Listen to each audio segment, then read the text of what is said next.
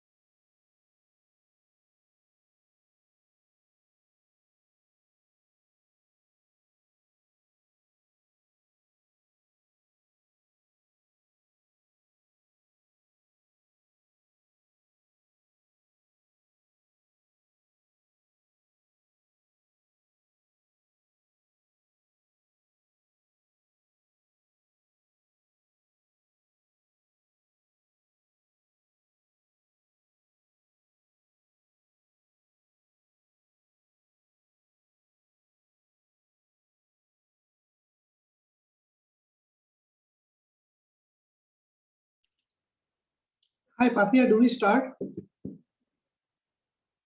We'll begin in 2 minutes.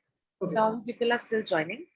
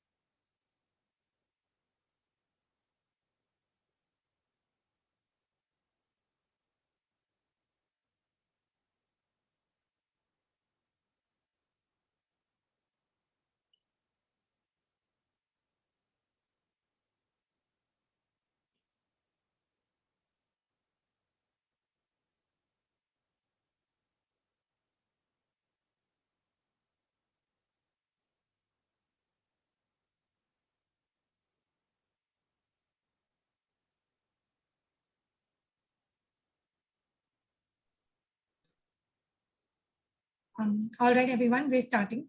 Good evening. Thank you so much for tuning in with us today. Today we have with us Mr. Arindam Sengupta, the co-founder and CIO at EduFund, who would be taking over the stage to discuss higher education in USA and Canada. While most of us plan to study abroad after our undergraduation, there is little to no information and so much of confusion amidst us. And therefore, we're sure that this session will be extremely enriching and insightful for all of us. Thank you so much, sir, for being here today. Over to you. Hi, good evening, Vidisha. Thank you for having me. So hopefully I'll be able to add some value over the next 30 minutes. So just a brief introduction on myself. I did both my undergrad and master's from abroad. When I started my undergrad, I went off as an engineer.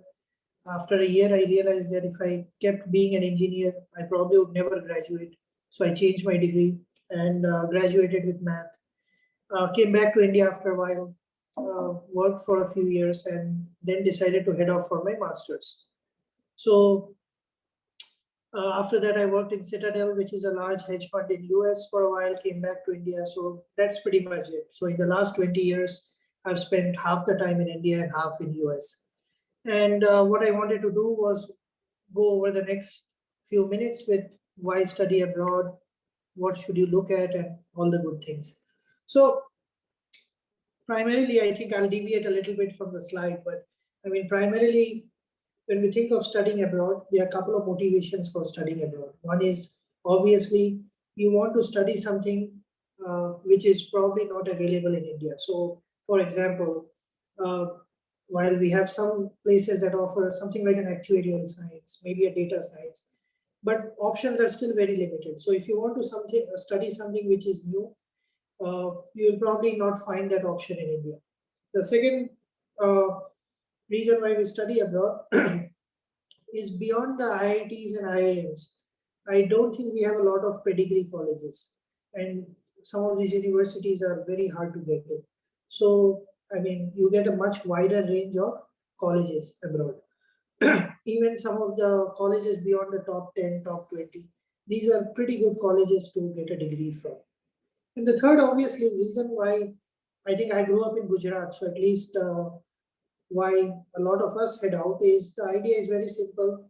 बाहर जाके पढ़ लो, थोड़े साल काम करो, and probably settle down abroad. That's an option, right? So these are 2 or 3 reasons that we typically have studied abroad. Now, next slide, please. Now again, go back, please.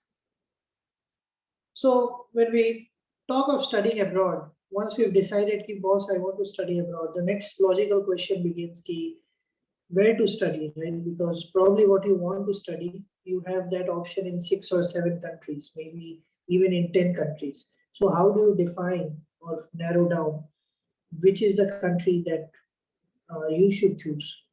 So a couple of things, right? So the first thing that you start on this journey is by doing some testing, right? So IELTS or TOEFL, these are the two basic exams that you will take. After that, you will take some more academic exams. If you're going for masters, it would be, depending on what you want to study, it could be anywhere from GRE, GMAT to LSAT.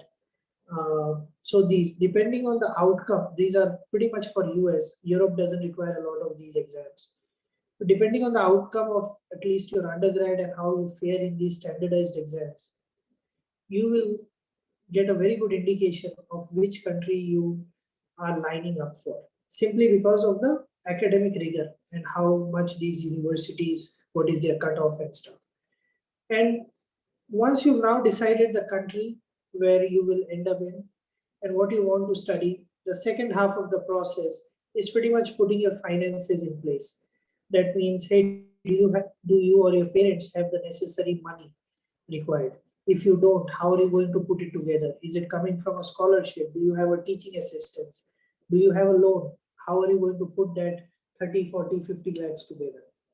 The next is pretty much your visa application, which essentially again comes down to finances. How do you prove to the visa officer that you've got enough money to study?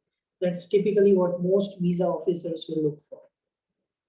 So this is how your journey goes on. So while we say that we want to study abroad, that's a very general statement. These are the various pit stops on this destination finding. Next, please. So traditionally, I mean, for I think Indians in general, it has always been very binary. I mean, the last 20 years, if you look at data, I mean, when I went for my undergrad almost 20 years ago, the big toss-up was between UK and USA. Then slowly Australia became a destination. Then it was New Zealand. Then recently there's a big destination, which is Canada. A lot of people go to Canada, which was never a destination 10 years ago. So study abroad, I mean, your trends and what countries do well also keeps changing every 10 years. So a lot of questions that I get, simply because I have studied in the US, people will always ask me, hey, should I go and study in the US or should I study in Canada, right?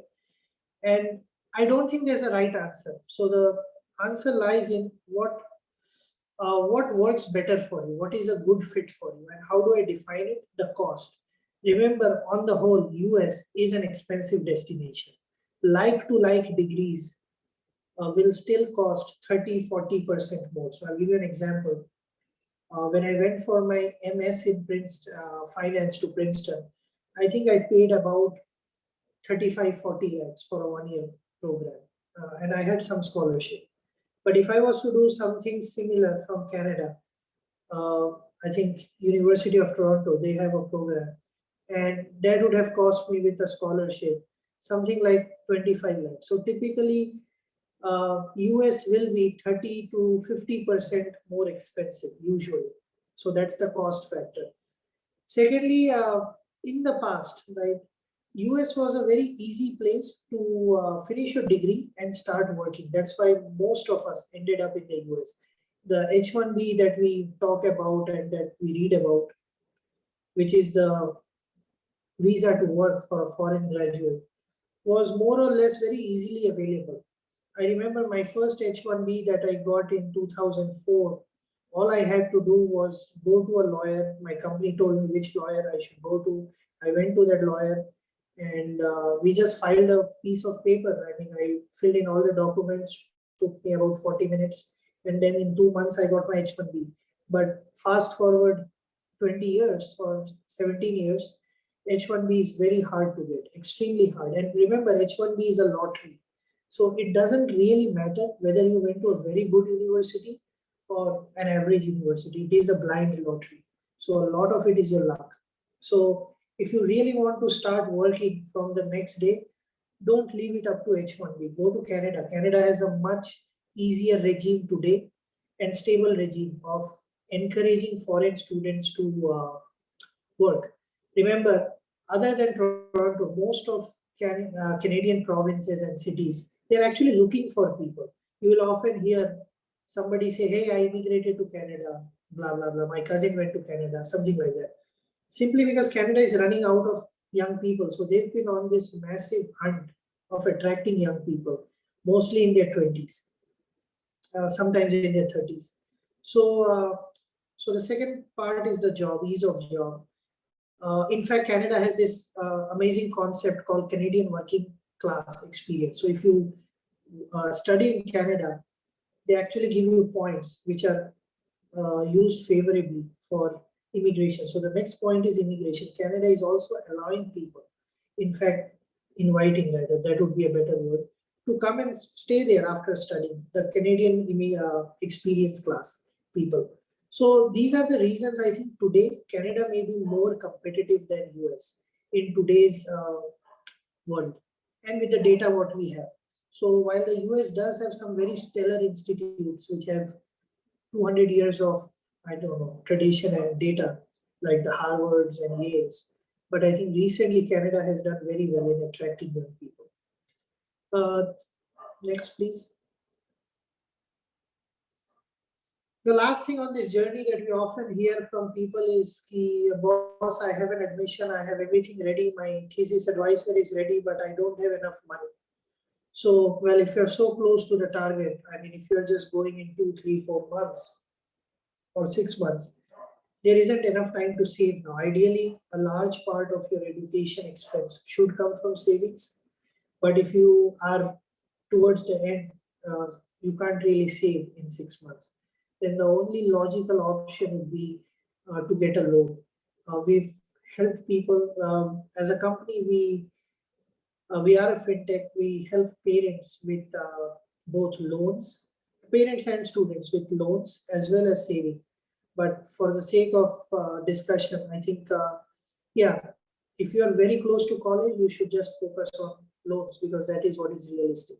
And EduFund obviously helps you with loans. We work with some of the largest banks in India to help you with a loan.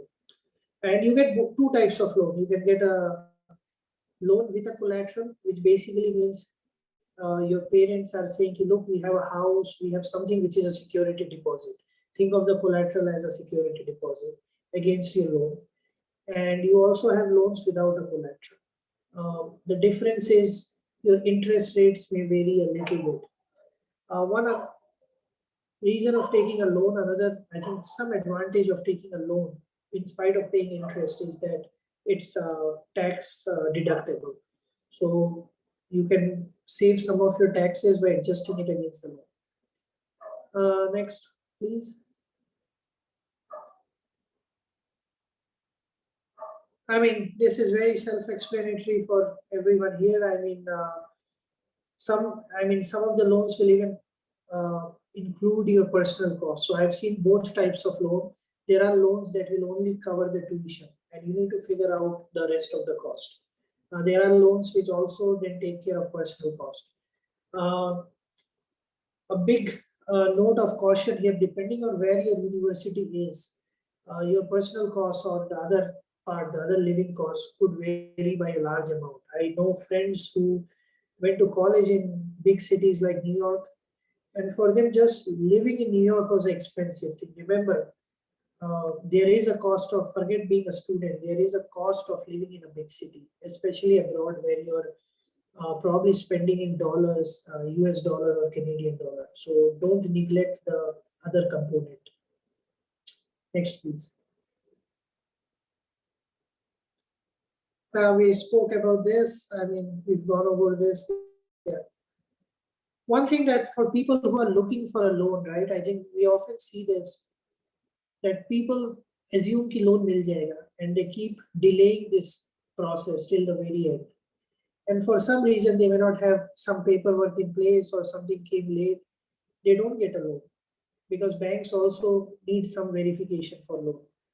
I would request everybody, whoever is interested in a loan, even if you're going to college next year, you can at least get a loan sanction and see if you're eligible. It doesn't mean you start paying the interest today. It just means getting yourself ready for a loan so that when you actually need a loan, then you've got everything done. Then it's a matter of 5 days. So if you're looking for a loan and if you will need a loan, if you think you will need a loan, start early. And one other thing that I'll urge all of you to do. So on our app, EduFund, what we have done, we've got a very cool college calculator. It's very detailed. It goes by university, by field of study, uh, and it will project the cost in the future. So it's free, and I would love to get your feedback on it. So please download the app, play on the app, on the calculator especially. Figure out how much will your education cost, and then make a mental note. Hey, what I want to study after 3 years will cost 45 lakhs. I can only do 25 lakhs. So this is what I'm getting ready for. So take a look at that. I'm pretty sure you will find it useful. Next, please. This is again very basic. This is your KYC. Think of this as KYC, right? Some bank is going to give you a bunch of money. So what all is needed? As simple as that. Next. This kind of technical, you guys will have this. I mean, I'm sure the PPT can be circulated. So hang on to this. This will be useful. What I would do is play on the app, EduFund, that's our app. And I would use the next 10-15 minutes to answer your questions. I think that will be useful. So if any of you have questions, shoot away. Meanwhile, we've put in the links to, if you are interested in loan, we have a separate link for US and Canada, and also for consultancy. And we'll also add in the link for the app. Please, yeah, thank you. So yeah, shoot away if you have any questions regarding to studying abroad or how to get a loan or something else.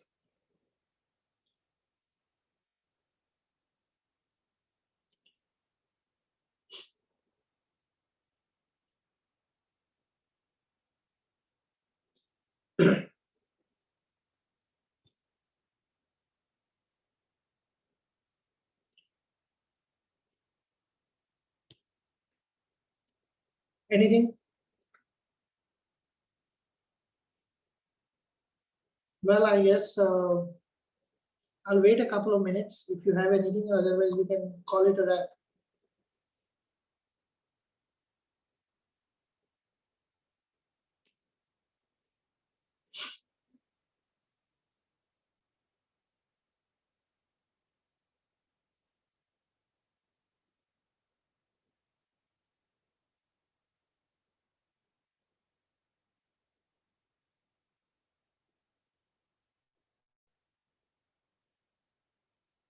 So Papi, are we good? I don't think we have any. If there are any questions, you can reach out to us. We have put in all our details here. Yeah, I would really encourage all of you to, I mean, go and look at the cost calculator. That is the first thing you should look at. So there's a question by Gaurav. What should be a preparation strategy? So, I mean, I think you should, a year ago, I would say 15 months before you actually intend to study abroad, you should be clear on what do you want to study abroad, right? I mean, there's so many things to study. So get some clarity on your field of study. And there are counselors who are very good at it. We actually offer some free counseling sessions. It's also on our app. So feel free to check those out. So the first thing I'll do is go and get a counseling done. That will kind of align you with what you should do. After that, you should take some of these academic credential exams that will further justify if what you want to do is actually, if you're academically ready for that. So remember, going abroad to study successfully in any university, it's a mix of academically being correct or ready and financially being ready. So check out your academic preparation, and once you're done with those, then look at the finances, see how much it costs, use the calculator, see how much your parents are ready, what needs to be taken. So this is how you put this entire package together.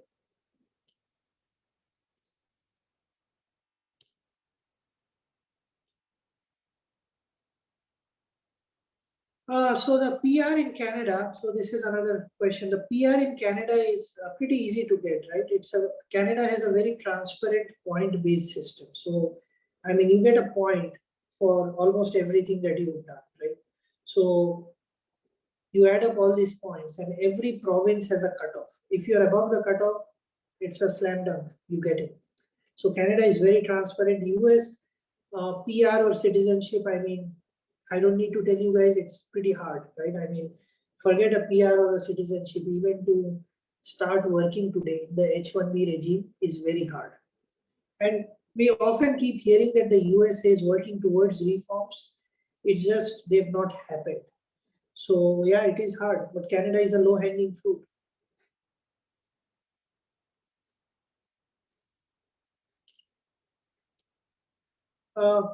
Thank you, everybody. Thanks a lot.